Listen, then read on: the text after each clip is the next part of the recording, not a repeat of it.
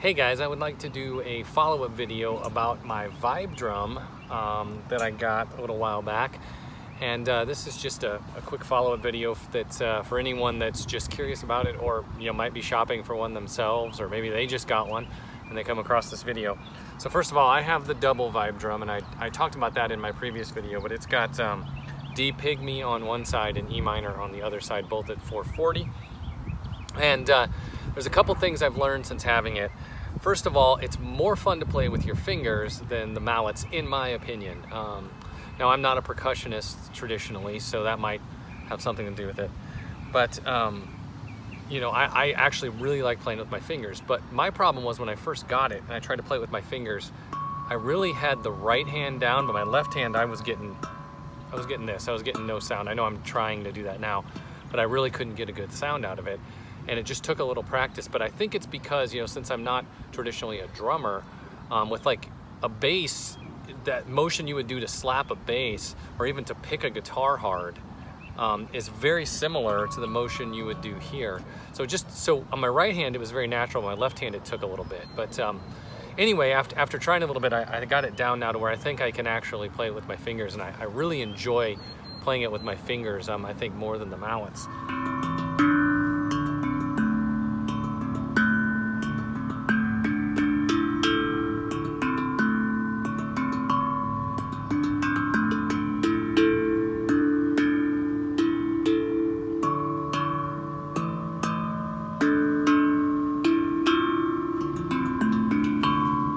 Another tip that I figured out is, when you play it, when you hit this side, sometimes the tongues on this side will rattle, because it builds up a little resonance in there.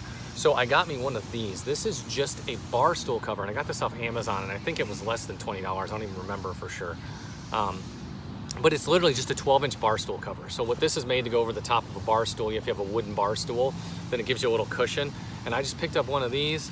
It fits perfect. It goes right in the bag with the VibeDrum, and it really makes a difference when you play here. Not only does it deaden the tongues on the bottom, but it just makes it a little more comfortable to play. So that's a neat little tip. Another thing that I kind of figured out in playing it, when I first got it, my orientation of the drum was this way, and I know you probably can't see that on the video, but I had the 4 large tongues in like an X pattern, because that just seemed like the right way to play it. But as I played it more, I kind of started turning it 1/8 of a turn. So you've got like 3 tongues, 3 tongues, 3 tongues. And I think it's a little more intuitive to just kind of the way your hands move.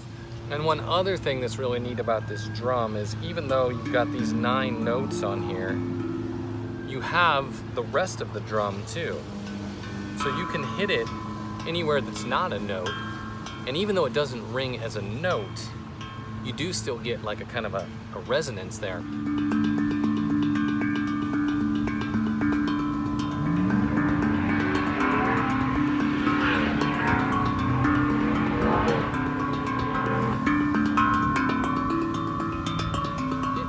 Another thing that I really like about this instrument is it's so portable. I mean, I'm a big fan of hand pans. That was kind of what got me into the tank drums. I think they're so neat and they sound so cool, but they're not portable at all. I actually looked at some a few years ago and I was like, dude, these things, for what they cost, and they're really hard to transport. Those things are fairly, I don't want to say they're fragile, but they're not super rugged. It's pretty easy that you could bang them, and if you bang them, you could knock them out of tune or whatever. So they're a hard instrument to travel with, I think is what I'm getting at. This is not. This is so simple.